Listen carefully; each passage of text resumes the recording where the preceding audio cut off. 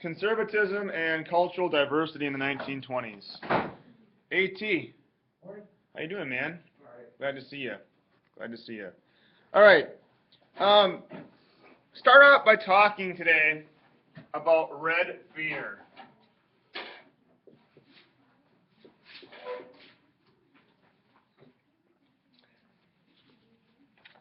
Remember, during this time, we've got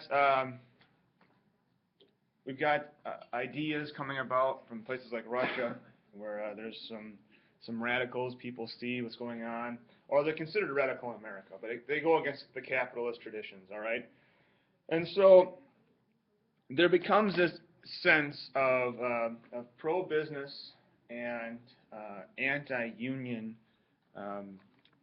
feel, I guess, mood in America, because unions are linked to, remember, I think we talked about it last time, unions are linked to anything communist, all right, with all the disruptions that took place. I think the Haymarket Square incident was an example of that. Is that correct? Where the bombs went off in Chicago. All right, so a couple of things here. When it comes to strikes and labor, we see this connection to the Bolsheviks. And remember, in World War I, the Russian Tsar was overthrown, and the Bolsheviks took over shortly after that. So he was overthrown, and then the Bolsheviks took over after and signed a peace agreement. People who were left-wing and agreed with some of these socialist principles were considered to be radicals again. We also have the Sacco and Vanzetti.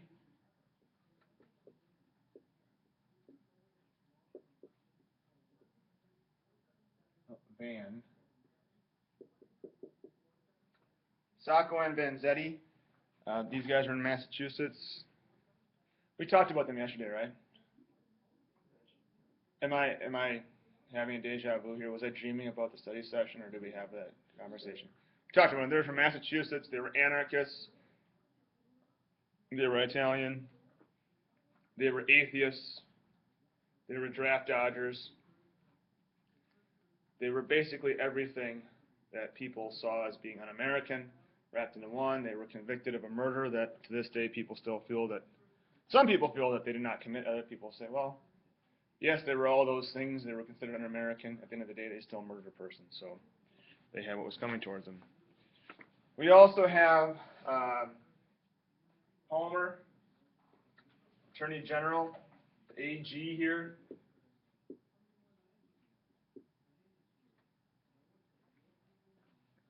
He's the fighting Quaker. Remember, there's a bomb that goes off by his house, and there's a bomb that goes off on Wall Street. And so he becomes a pretty paranoid. I have paranoid dude written down here.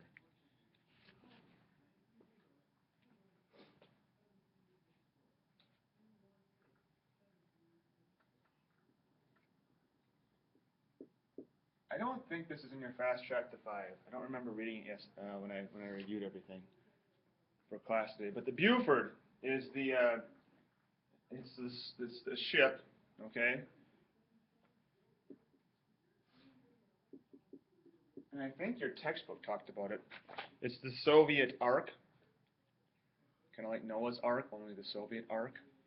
Has anybody here seen the movie Noah? No? Okay. I think quite a few people in here have probably read the book. From what I hear, the book is better, so save yourselves the money, all right? So it's the Soviet Ark. They used it to deport 249 non-citizens to Russia. And that's what Palmer kind of was, behind a lot of this stuff. He would deport people.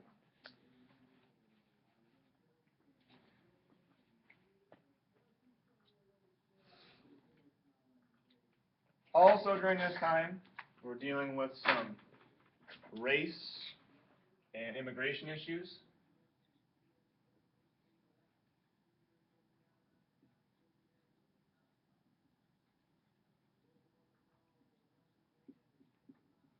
And I just want to make sure that I point out at this time, it's really important you guys pay attention to these issues in the book, in your fast track to 5, because you'll be asked a question potentially about that, all right, in the future. And it's important because you have to be able to name out people. And we didn't talk about Margaret Sanger a couple of chapters ago, but does anybody remember what she was famous for, Miss Sanger? Craig? What? Birth control, right? Okay. So just whenever you see a woman, her name written in the book or something with women's rights or immigration, pay attention to that because that falls in line with some of the AP themes that they could be asking questions about here. All right. So race and immigration issues. In the 1920s, we see a rise in the KKK. I remember reading a book in college about, it was called Women in the KKK, and it talked about Indiana and how there was a big movement that moved, the KKK moved north actually, and they would have like, you'd go out to church on Sunday, and you would turn around and after church you'd go to the KKK picnic, all right? Just great stuff. Knights of Columbus, have you guys ever heard of that organization? How they have the free throw contest for little kids? KKK used to do the same kind of things, all right? It was a big part of Northern society. And of course, they became not only a racist group, but also they were anti-Jew. They were anti-foreign. Didn't like Catholics. They were against pacifists. They didn't like bootleggers or birth control. I must have been on a whole dudes thing because I have crabby dudes written down here for them, all right? So we had the paranoid dude in Arnold Palmer. Arnold Palmer. Yeah. Oh, the golfer. He might be crabby too. Mitchell Palmer here. And we have, was it A. Mitchell Palmer, is that right? And then we have the crabby dudes in the KKK. In 1925, they had 5 million members.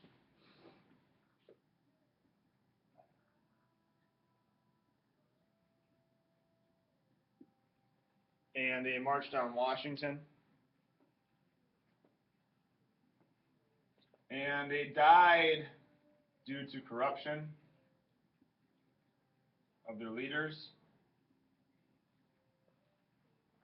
The KKK is important because they represent this nativist movement, this response to immigration of the late 1800s, early 1900s. And speaking of immigration,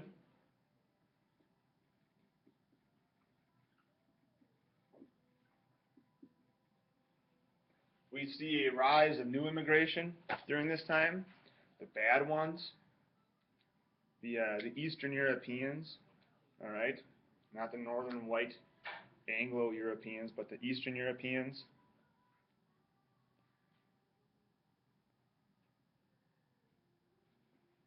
Remember, in America at this time, they like those white people from Britain, all right, or Western Europe. Eastern Europeans, they bring some radical ideas. And so for the first time in American history, we see restrictions put on immigration.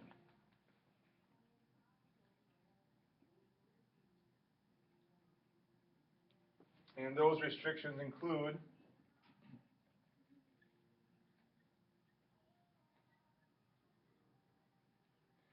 the Emergency Quota Act in 1921.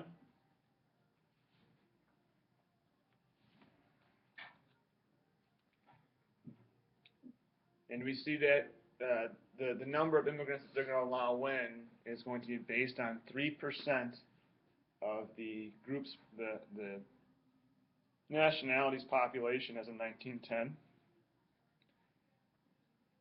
So if I'm understanding that right, if you have 100,000 people of a certain nationality as of 1910 living in the country, they would only allow 3,000 per year. Does that make sense? And of course, the Immigration Act of 1924 which is more severe.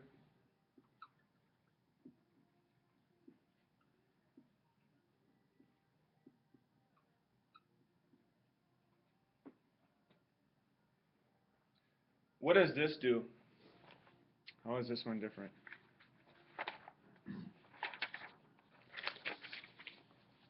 Crickets, crickets, crickets. Jack, go ahead, man. There's that 1890 population census again. Very good. Yes, the 1890 population census, 1890 census. They look at that.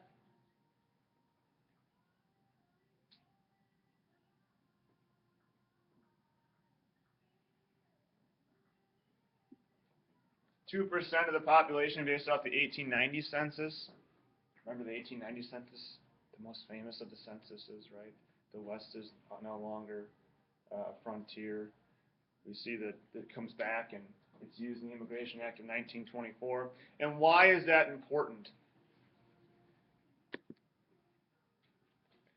Why is that? Why do they use an 1890 census? Laura Lee, do you remember why? Were there more or fewer Eastern European immigrants, those new immigrants, in 1890 or in 19? Fewer, right? So they could restrict the numbers even more. And of course, part of this is, I believe there's no Japanese as well, or is it Chinese? Chinese, right? No Chinese. Correct, Craig?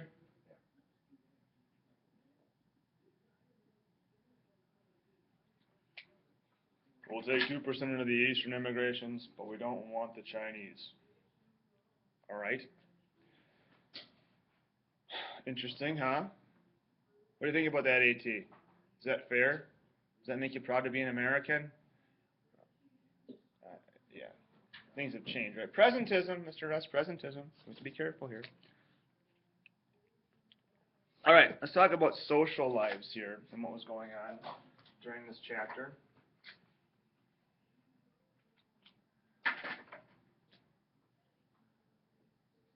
This is the big one here, social lives.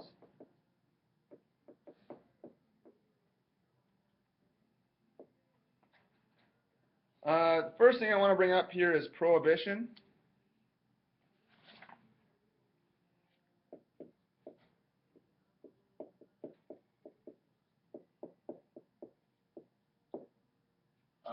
It was passed 1919.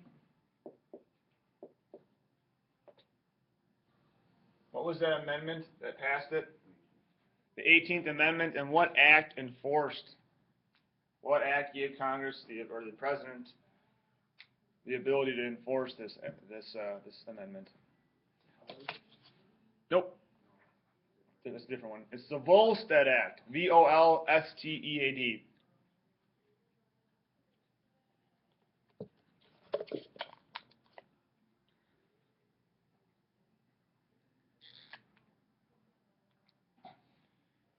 So we see a split here with Prohibition. The Volstead Act. The South, very conservative, they like. The Northeast, all those Irish immigrants, they don't like it. All right. In Wisconsin, you can probably guess that for the Germans that were here, we can assume that it probably didn't go over that well. And it caused a lot of issues with Milwaukee brewing companies. They had to change around what they were selling, ginger ale, sodas, all that kind of stuff. They had to change around and adjust their business plans. For the most part, Prohibition in general is seen as a joke.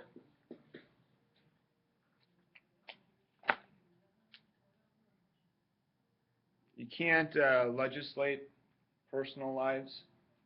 If we learn anything from this, you can't legislate personal lives, especially something that's so rooted in the culture already. And so it's tough to enforce. We see speakeasies and home bars. What's another consequence of this? Another unintended consequence of prohibition. What else do we see a rise in? What's that? Yeah, absolutely, the mob, right? With Al Capone in Chicago. Very good. They made a lot of money during this time. Bootlegging. And of course, what is bootlegging? AC?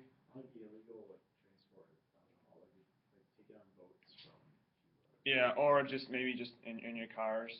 Remember, you ever watch Moonshiners? That's where the idea, the concept comes from. Okay. Of NASCAR actually came from people running moonshine, which moonshine is still illegal to this day, but the Prohibition era is where we get this startup here. All right.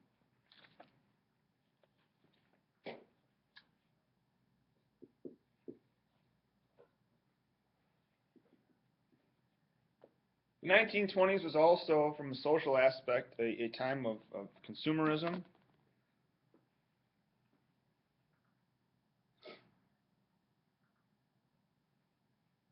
We see a post-war economy.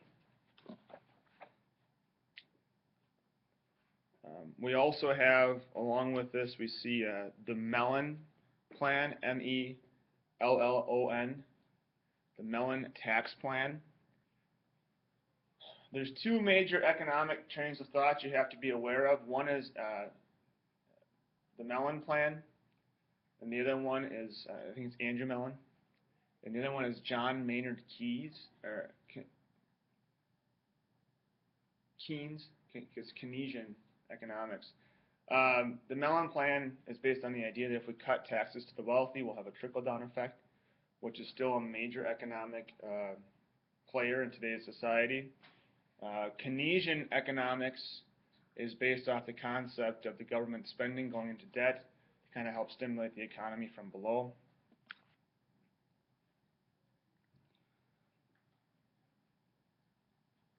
We see a rise in machines. There's a rise in the oil industry.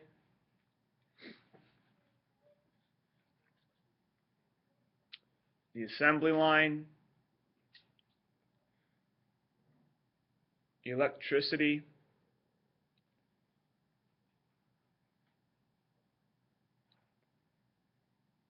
People begin to buy on credit and installment plans.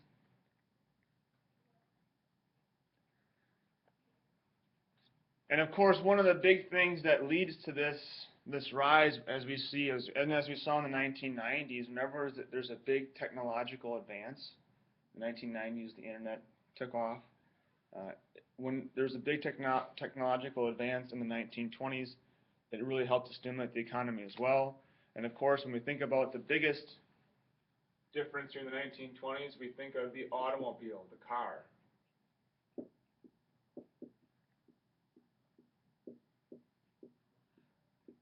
In the 1920s, the automobile becomes a status symbol for all people, and also, I shouldn't say status symbol.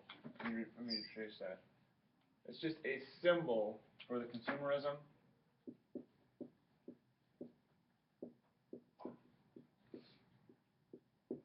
We see the automobile helps out with the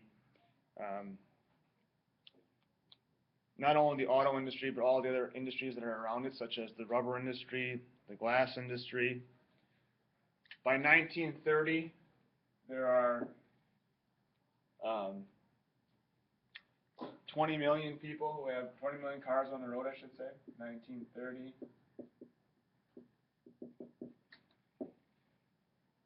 We also see with the car comes an increased amount of freedom. We see roads, which again goes into the whole gamut of industries that were impacted by this in a positive manner. There's a status of women. There's a sense of women's freedom that goes along with the automobile being able to drive, and it also leads to the nickname of the death machine for the automobile because people start getting in accidents, right? Especially if you're coming home from a speakeasy late at night. Not a good situation.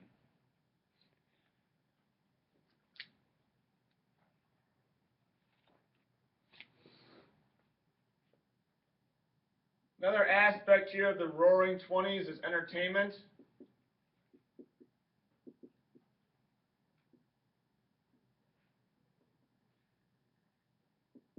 Entertainment in the form of sports. Of course, the two big stars. Baseball has Babe Ruth.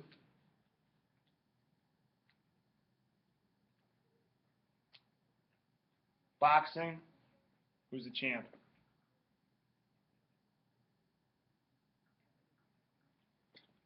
Jack Dempsey.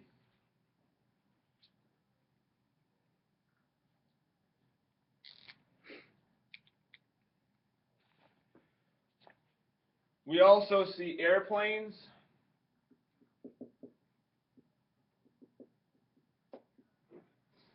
Why do I have airplanes down for entertainment? Well, because they were at one time viewed as the flying coffins in World War I. They were used in combat. Who's the most famous airplane pilot during this time period? Actually, probably in the history of our country, besides Maverick and Goose from Top Gun. Charles Lindbergh, right? Charles Lindbergh.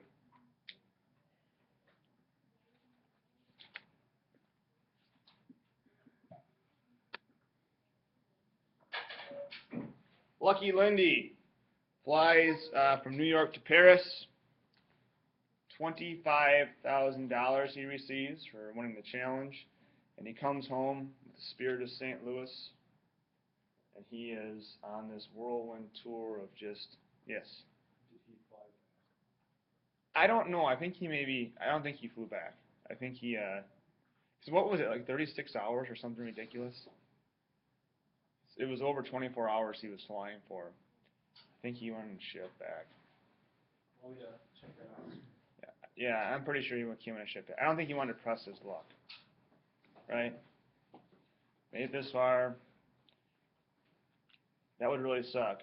You know, hey, I flew to Paris and I crashed 20 miles outside of New York on my return flight and drowned. All right, that didn't happen. But he did cash in. We also see the radio.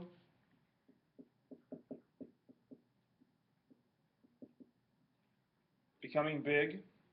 1920, Pittsburgh has the first national, I guess the first big radio station and we see radio stations become syndicated.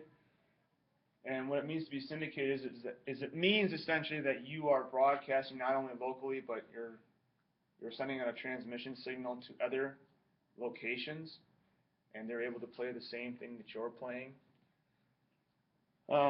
You know, we have the announcement of the 1920 election from this Pittsburgh radio station. We've got national programming. People gather around to listen to things like Amos and Andy.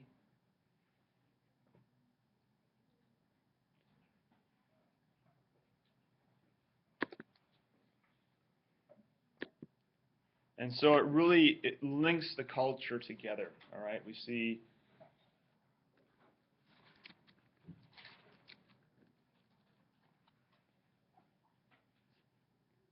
this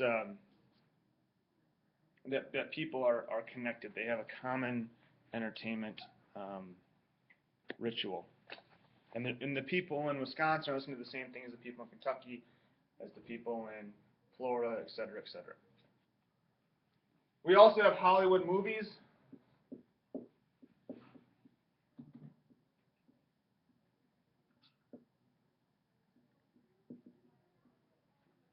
The famous Nickelodeons. Yes, Nickelodeon's the same as the TV shows, all right, that you probably watched, where You know, you guys were Sweet Life fans, I'm probably sure, right? Laura Lee, you bet. Yeah. Don't. Oh, I'm sorry. That's the Disney Channel. My bad, Craig. Obviously. Yes. At. 33 and a half hours. 13 and a half hours, and he didn't. He came back on a boat. All right. In 1927, we had the first talkie, which is the jazz singer. I believe, is it The Great Train Robbery? Is that the first film that's out? 1915, you have to know that the first major film that broke, that President Wilson strongly encouraged and endorsed, thought it was a great film, was Birth of a Nation. Has there been any presidents in modern times who have liked the movie Birth of a Nation? Not the current president, no. Probably not. And none of them that would politically say they liked it. What was wrong? What was the issue with Birth of a Nation?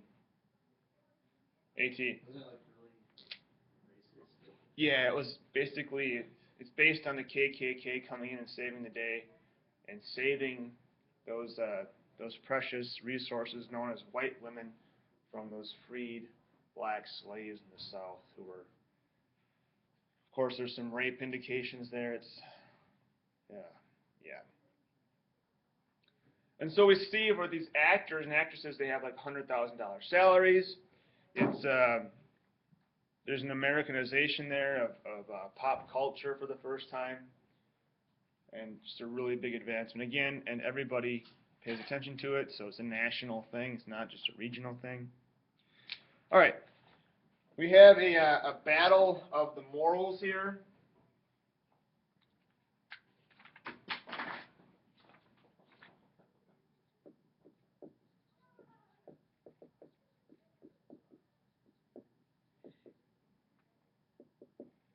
Oh, sorry, A. Oh, yeah, this is still part of the same thing here. I don't know why I changed colors, but it's part of the same thing.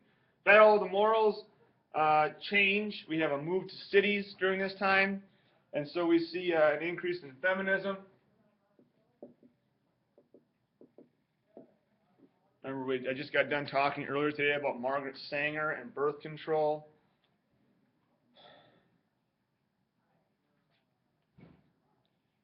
In 1923, there was actually an Equal Rights Amendment that failed.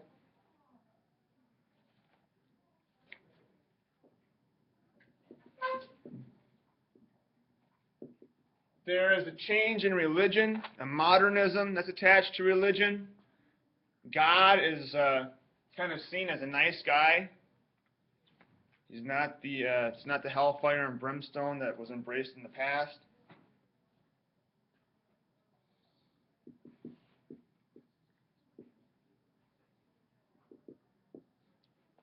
Sexuality, I have in my notes that it struck sex o'clock.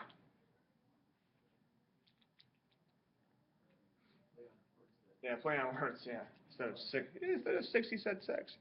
All right. There's the flappers, people who are dancing. Heaven forbid they're showing off their knees. Oh, those women of the night. Of course, women smoked, and they went to movies in these dark movie theaters. You know, hand check. All right, what's going on here? So it was a promiscuous time, and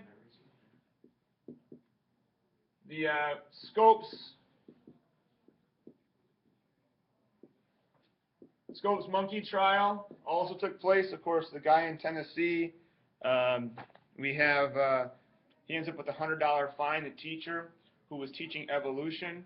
He lost the case, but the case itself, the court hearings and everything else, the trial was a national phenomenon. We had William Jennings Bryan versus Clarence Darrow. Jennings Bryan was a self-proclaimed not master, what am I thinking? Expert on the Bible, and so he is testifying as to why creationism is the only way and evolution is wrong. And Clarence Darrow makes him look like a fool. So even though Darrow loses the case, it still puts kind of a black eye on dogma of believing everything in the Bible word for word. We see music take off, particularly jazz. The jazz age, we've got jazz and blues. These big ensembles, these bands. What's important about the music age is it's linked to racial pride with blacks.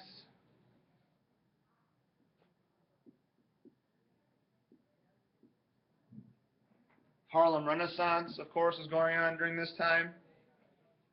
Langston Hughes, the poet.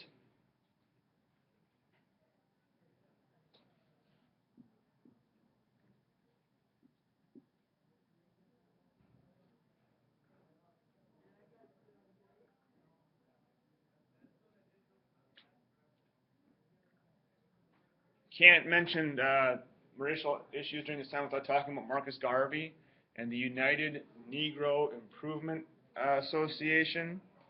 They had the African Homeland Drive.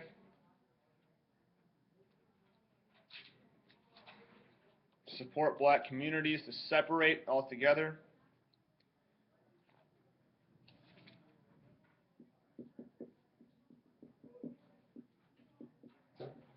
And of course, literature during this time. We've got Mencken, who M-E-N-C-K-E-N, who mocked old ideals. American Mercury was his book. F. Scott Fitzgerald and the Jazz Age. This Side of Paradise, The Great Gatsby.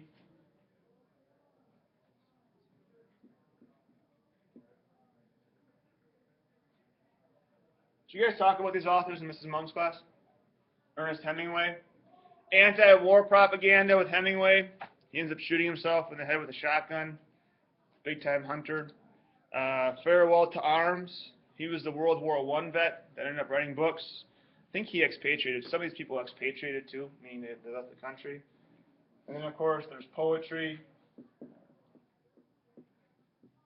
T.S. Eliot, Langston Hughes, E.E. Cummings. All of them dared to be different.